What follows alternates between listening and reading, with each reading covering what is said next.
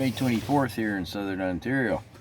So I saw a TikTok video today that I gotta share with you because, wow. Now this TikToker started the video with Pierre Poilievre's Russian-funded convoy.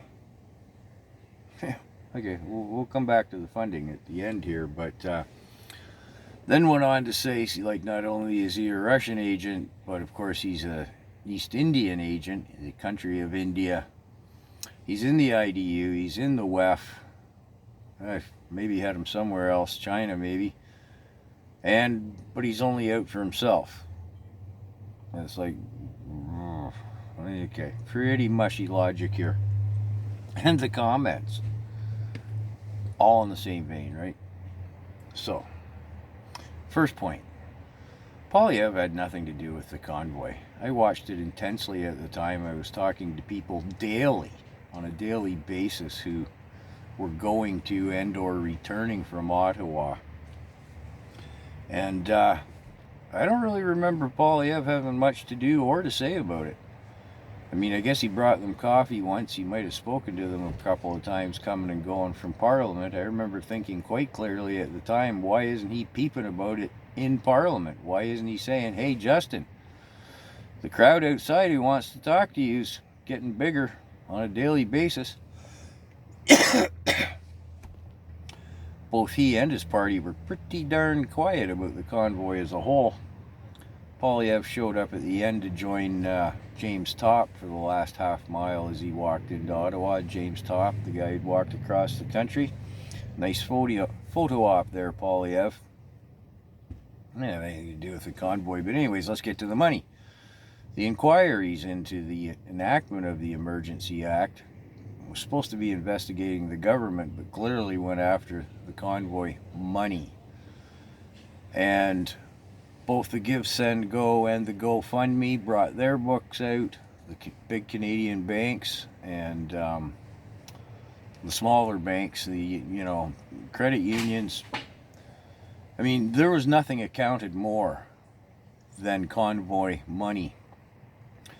CSIS, the RCMP, that little bogus government spook agency thing that Trudeau claimed he built there, whatever it was called, nobody remembers it, nobody paid it any mind.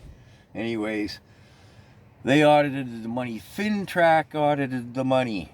FinTrack, there isn't a dollar moves on the face of the earth that isn't tracked by FinTrack, unless it's like a hand-to-hand, like at a yard sale or a dope deal in an alleyway that FinTrack doesn't know about. There wasn't a dollar, there wasn't a dime came from Russia. Poilievre's Russian-funded convoy? What do these people have in their head, a vacuum? This is one of the most absurd videos I've ever seen. But the people commenting bought it all, hook, line, and sinker. And that's why Poilievre won't get his security clearance, because if he did, all of this would come to light. It's already all had a candle shone to it. The Indian connection, the Chinese, the Russian connection that wasn't. The money.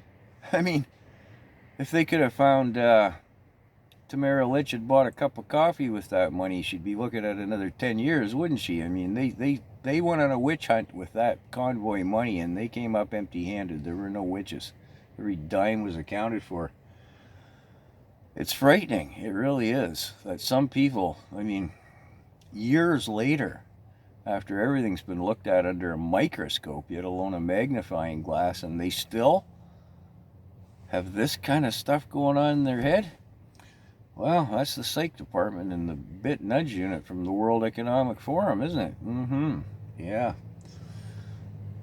And the IDU, the fear of, man, are they hammering that one? But that's a separate subject for another video. But the divide between the left and the right, it's irreparable at this point in time. It really is. And that's the subject matter of another video. But yeah, I just thought I'd share this one with you because I was reading it and going, I don't know whether to laugh or weep. Good grief. Anyways.